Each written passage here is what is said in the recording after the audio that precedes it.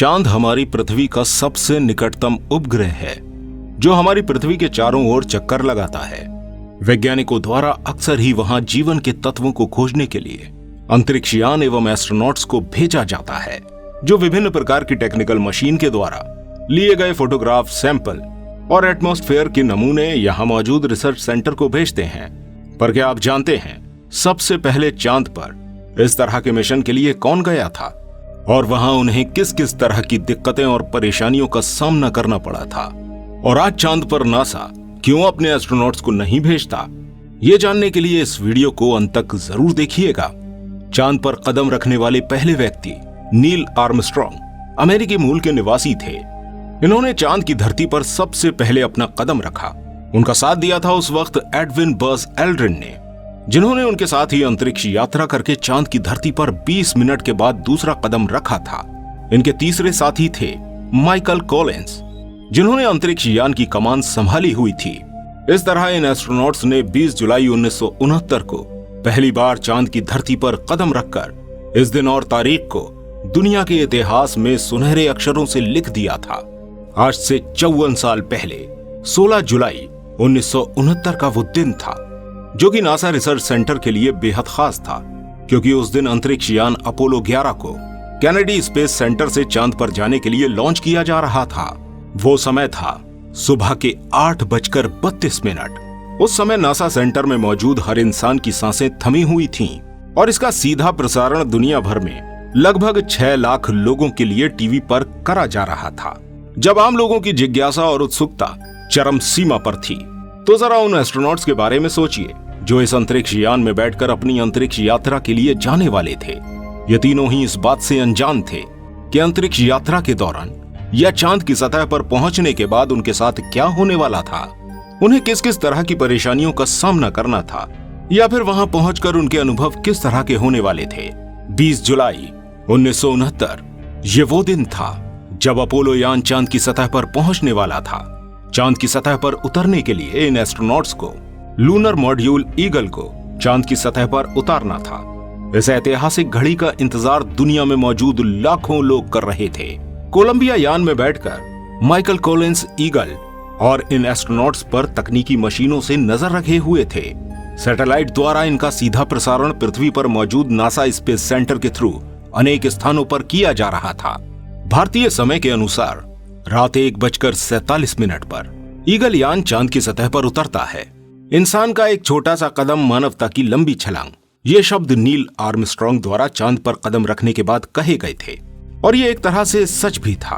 Apollo 11 द्वारा चांद पर पहुंचने के साथ ही मानवता के लिए चांद पर जाने के रास्ते खुल चुके थे, जिन रास्तों पर चलकर बाद में अनेकों अंतरिक्ष अभियानों द्वारा चांद की सतह पर कई लोग पहुंचे। चांद की सतह पर दोनों एस्ट्रोनॉट्स द्वारा लगभग 2.5 घंटे का समय बिताया गया।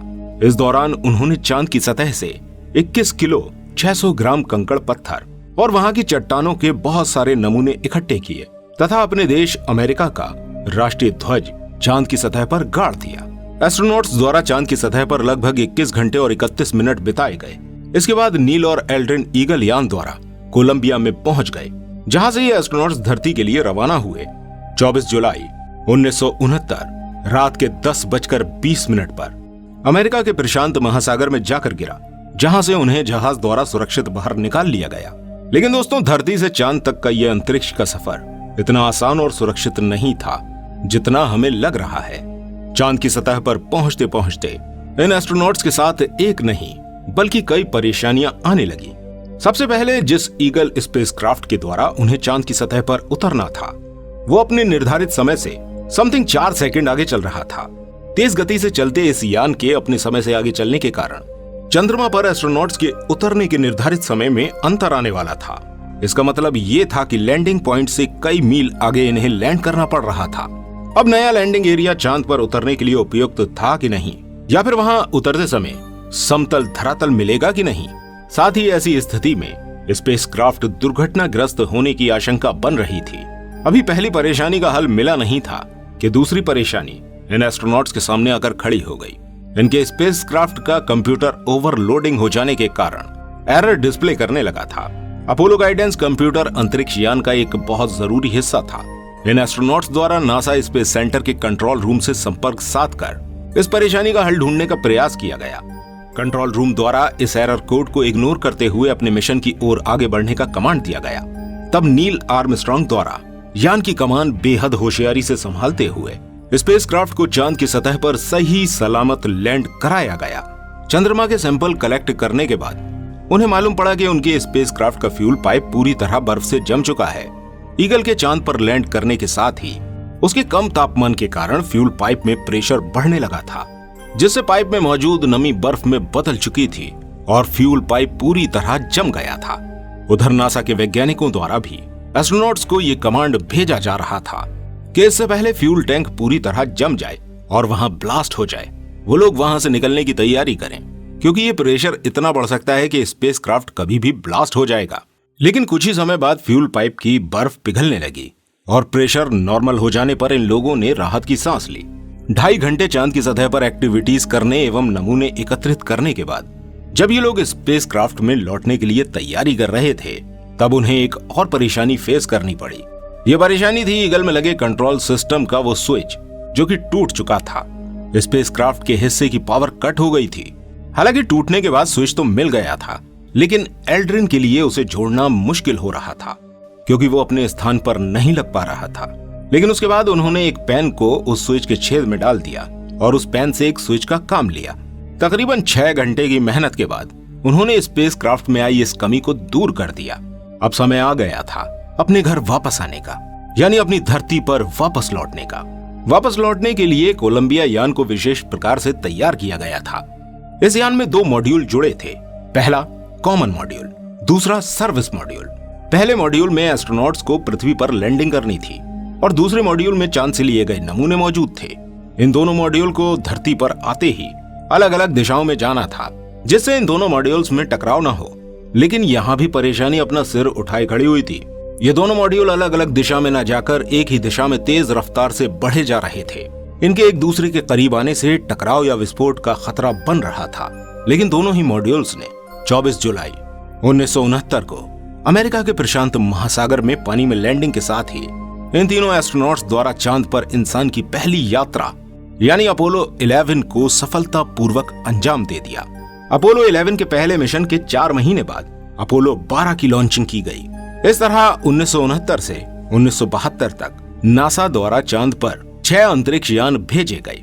साल 1972 में यूजिन सेरेनन चांद पर जाने वाले आखिरी अंतरिक्ष यात्री थे। लेकिन सवाल तो बनता है कि अमेरिका या किसी और देश ने तकरीबन आधी सदी तक चांद पर किसी अंतरिक्ष यात्री को क्यों नहीं भेजा? इस सवाल के जवाब में वैज्ञानिकों की 2 थ्योरी काम करती हैं, जिसमें पहली थ्योरी के हिसाब से चांद पर इंसान को भेजना एक महंगा सौदा है। लॉस एंजलिस में मौजूद कैलिफोर्निया यूनिवर्सिटी के प्रोफेसर माइकल रिच का कहना है कि चांद पर इंसानी मिशन भेजने में काफी खर्च आता है, जबकि इसका वैज्ञानिक फायदा कम होता है। साल 2004 में अमेरिका के राष्ट्रपति जॉर्ज बुश द्वारा ट्रंप की तरह ही चांद पर एस्ट्रोनॉट्स को भेजने का पुनः प्रस्ताव दिया गया, जिसकी कुल लागत 1,04,000 मिलियन अमेरिकी डॉलर थी। वहीं दूसरी ओर देखा जाए तो बिना इंसान वाला उपग्रह चांद पर भेजने से उसमें लगी लागत बेहद कम हो जाती है और वह उपग्रह भी इंसानों द्वारा किए गए सभी कार्य वहां करता है। 11 दिसंबर 1972 को अमेरिका के एस्ट्रोनॉट यूजिन सेरेनन और हैरिसन जैक चांद की जमीन पर आखिरी बार उतरे थे। उसके बाद कोई भी एस्ट्रोनॉट चांद पर नहीं जा पाया। इसके पीछे वैज्ञानिकों की दूसरी थ्योरी ये मानी जा रही है। कहा जाता है कि वहां पर कोई आर्मी है जिसने इंसानों को चेतावनी दी है, जिस कारण अमेरिका की अंतरिक्ष एजेंसी नासा ने चांद पर इंसानों को भेजने का मिशन बंद कर दिया है। अब यहाँ तक कहा जाता है कि साल 1972 में जब मिशन चल रहा था, जब अंतरिक्ष यात्री चांद की तरफ आगे बढ़ रहे थे, तब कोई अंतरिक्ष यान उन्हें अपने यान के आसपास आता जाता महसूस हुआ।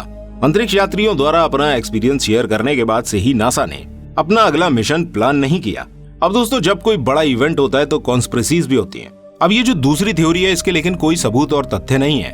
आपको क्या लगता है, क्या इंसान एक बार फिर से चांद पर जा पाएगा या वाकई में वहां उन्हें किसी और आर्मी या एलियंस का खतरा है? इस बारे में आप क्या सोचते हैं, हमें कमेंट में जरूर बताइएगा। इसी तरह की और भी इंटरेस्टिंग वीडियोस को देखने के लिए हमारे चैनल को सब्सक्राइब जरूर कीजिएगा। मिलते हैं आपसे अगली वीडियो में। वीडियो को अंत तक देखने के लिए आपका दिल से धन्यवाद।